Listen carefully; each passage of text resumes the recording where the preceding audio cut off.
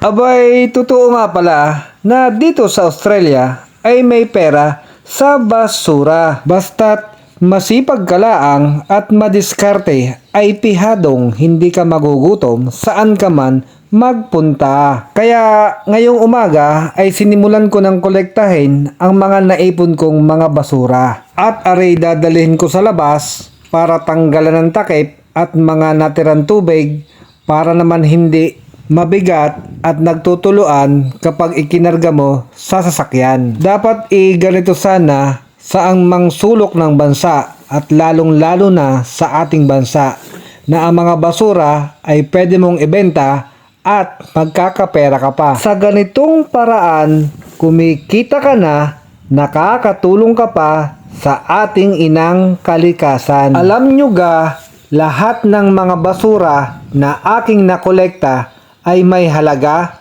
timo, kagaya na laang ng mga iyan. At kung ito'y ating pababayaan at basta-basta na laang tayo tumapon kung saan-saan at nagbarahan ito sa ating mga kanal at lansangan, ay pihadong malaking baha ang aabutin natin niyan. Ako ho'y hindi nagagalit, ipinapaliwanag ko laang.